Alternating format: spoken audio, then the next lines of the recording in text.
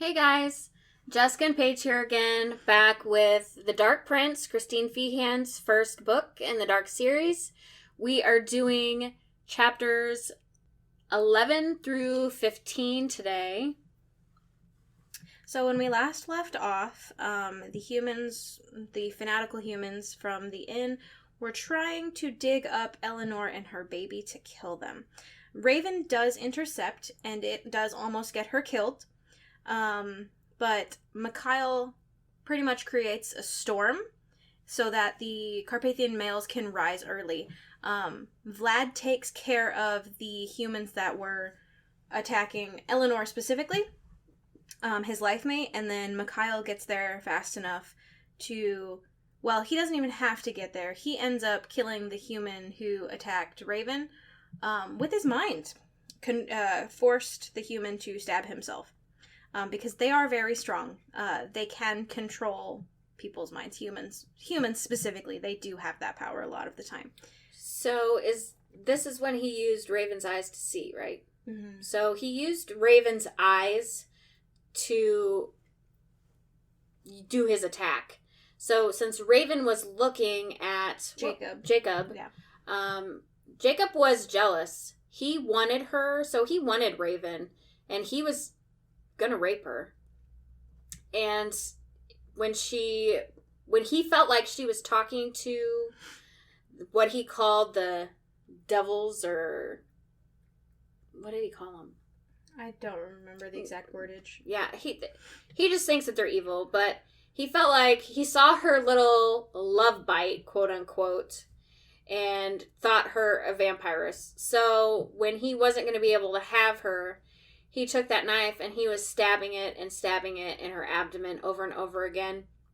And when Mikhail was finally able to awaken and get her to open her eyes, he could do this attack through her. So that's how powerful they are. Their mental power and psychic ability is very strong. So he was able to turn that knife on Jacob, on himself. And you could see it, you could feel it in his eyes. As she's explaining it, you could see it. And he was struggling, looking at this knife coming at him. And he could not open his hand and drop this knife. And he just stuck it into his own neck. Yeah.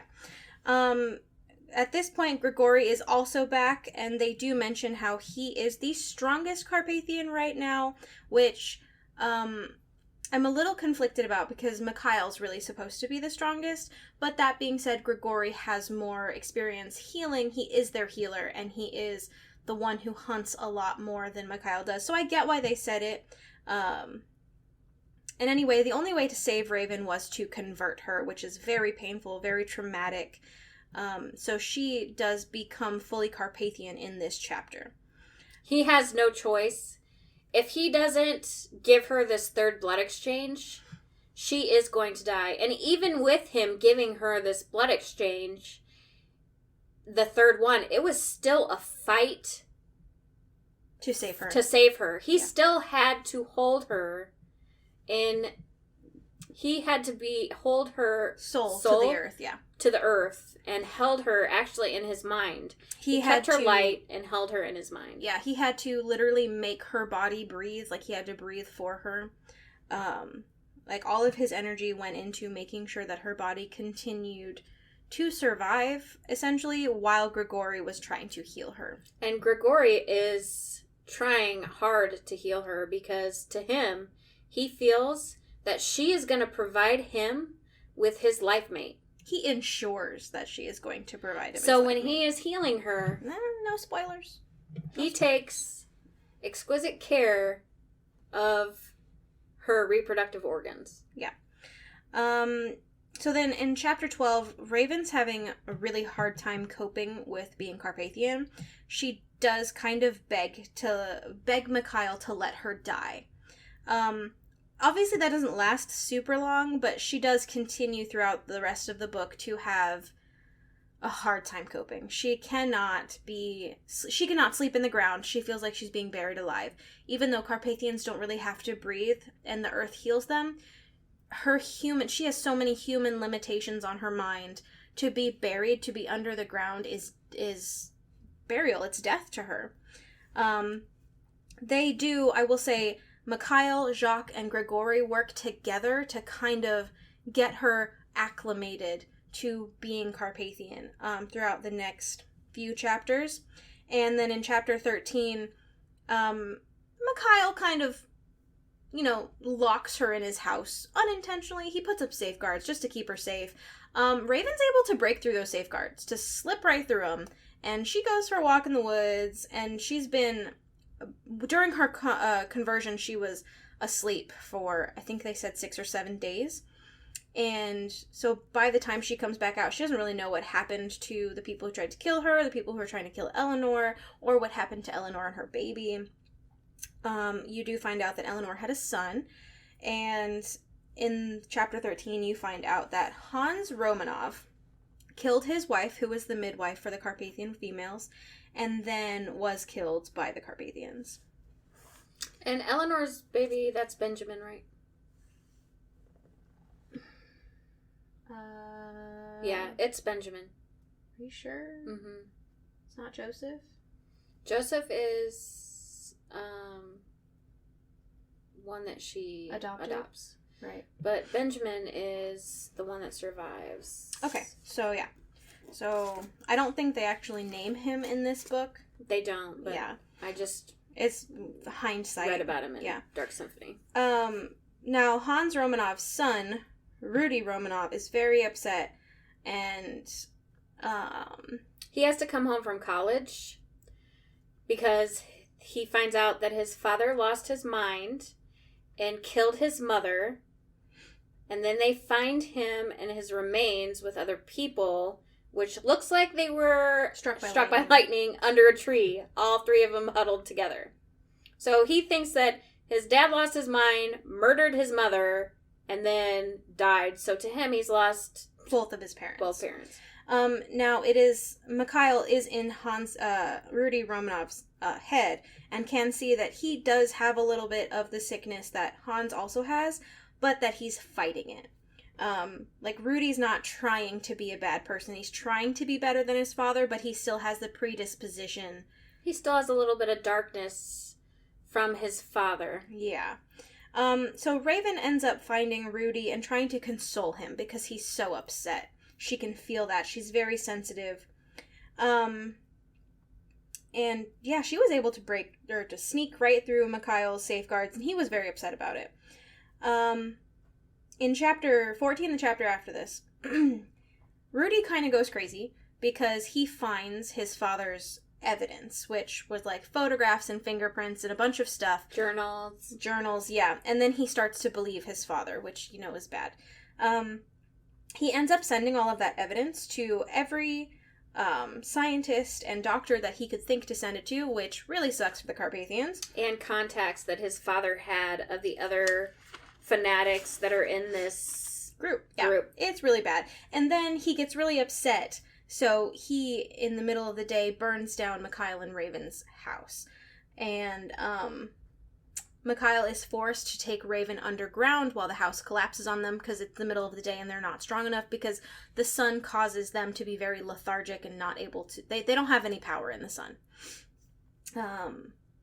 So the village, however, is very loyal to Mikhail. So when the village realizes that Rudy has burnt down the house, they are very upset with him. They end up sedating Rudy and taking him to a hospital.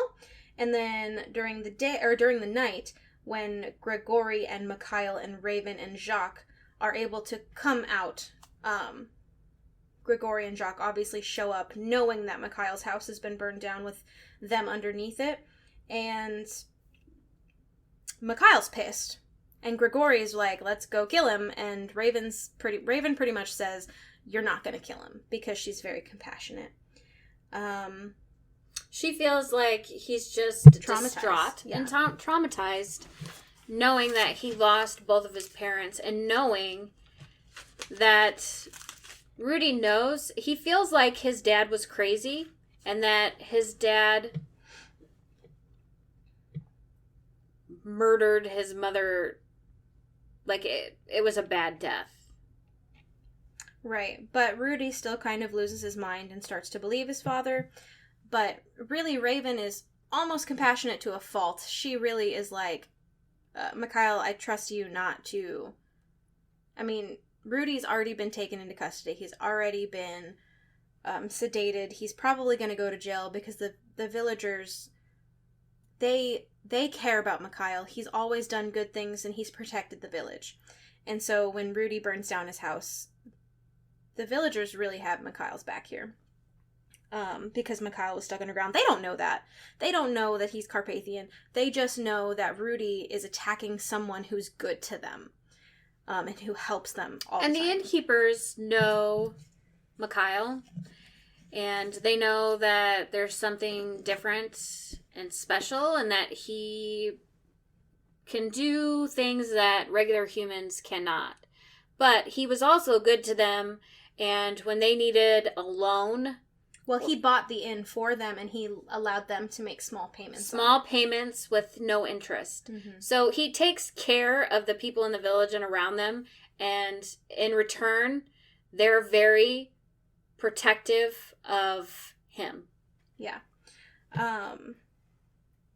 And then, in chapter 15, I mean, after Raven wakes, because Grigori ends up having to put Raven into a deep sleep while they're underground because she is unreachable. She is in pure panic because she feels like she's been buried alive, and Mikhail can't get through to her. So Grigori ends up reaching across mentally, and Grigori pretty much gives his allegiance to Mikhail and Raven again, promising Mikhail that he will make sure Raven is always protected.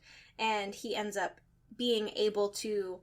Force her shut down. Yeah, force her to go into a sleep. That Mikhail... Carpathian sleep. Yeah, that Mikhail couldn't do because he could just feel Raven's...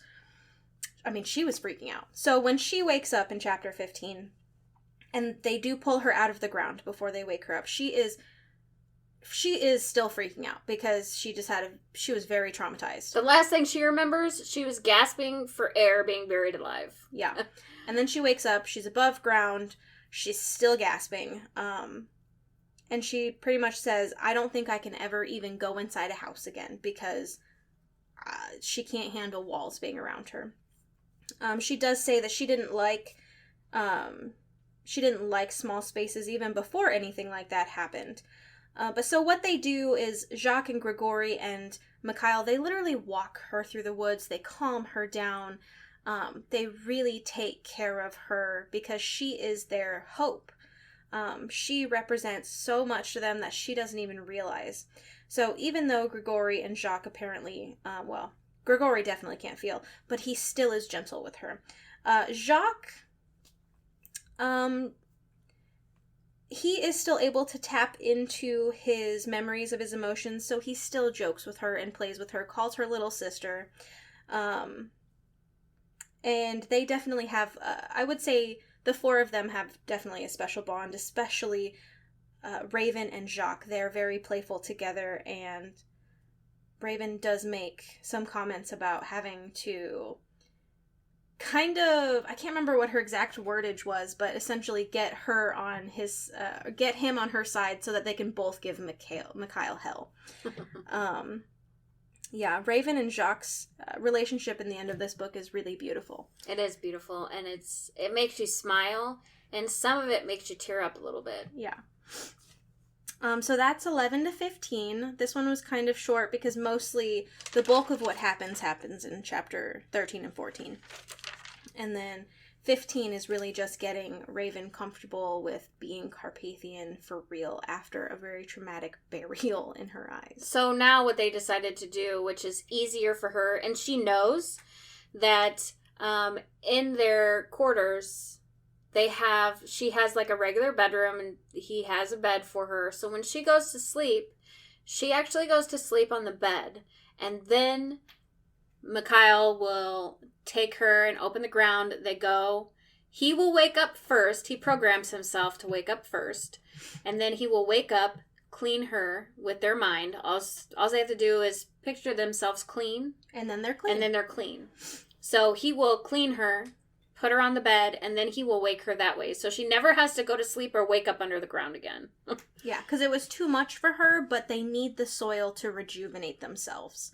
The earth heals them. The earth is like a solace to them. And she was okay with not knowing. She was okay knowing that when she went to sleep, he was gonna put her under and then bring her back out before she woke. Just as long as she went to sleep above ground and woke up above ground. Yeah, she could pretend it essentially, which just wasn't happening. Because she knew it was happening, but she didn't have to go to sleep or wake up that way. Yeah, because that's really the only way for Carpathians, to stay truly healthy and strong. They can't fully heal. Without being underground. Or rejuvenate without being underground. Yeah. So yeah, that's chapters 11 to 15. After, our next episode will be 16 to the end of the book, actually, because really there's only 21 chapters in the first book. So, yeah. We'll see you then, I guess.